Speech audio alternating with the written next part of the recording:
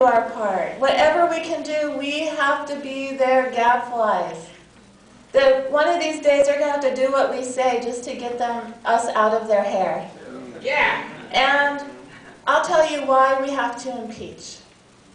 We have to impeach so 10 or 20 or 30 years from now, these babies who are in here aren't going to have to face another illegal and immoral war of aggression for profit.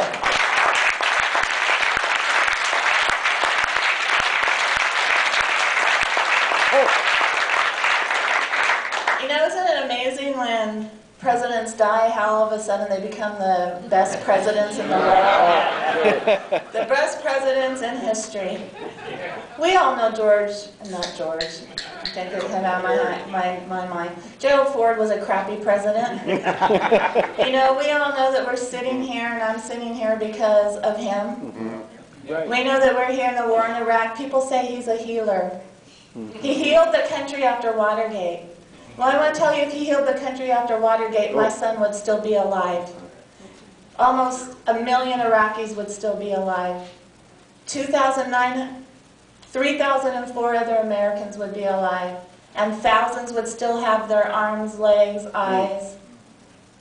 And when they come back with all of their limbs, they're not coming back the same people. They're coming back mentally and emotionally wounded.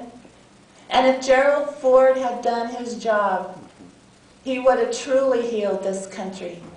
Because if Richard Nixon had been prosecuted and imprisoned, George Bush wouldn't think he was above the law.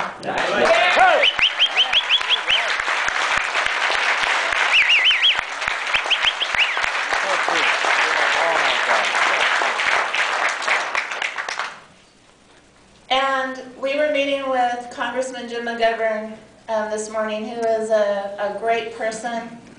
He's saying, you know, we have to concentrate on the supplemental bill to make sure that that's not passed. But then we asked him about impeachment. He said, I don't want Dick Cheney as my president. And if you've seen me speak at these before, you know my cure for that. Just 4 words: impeach that liar too. We have to impeach everybody that's lied to us. Right.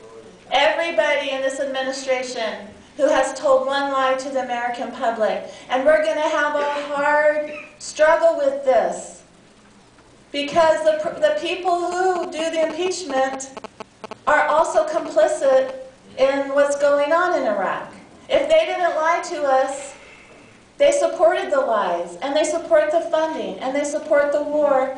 And Republican or Democrat, if they vote for funding, they are supporting George Bush and his policies.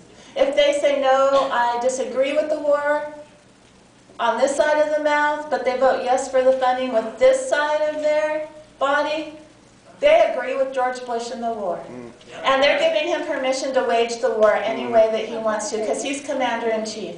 And they can say no troop surge as much as they want, but if they vote for the money, they're giving him money to do whatever he wants in Iraq. So we have a very important struggle, but like John said, it is a remedy. It's not divisive, and it's not for retribution. It's not against what the Republicans did to Clinton, which was an abuse of the impeachment process. No, this is a fulfillment of what our founding fathers, I think when they wrote those clauses, they had George Bush in mind. They had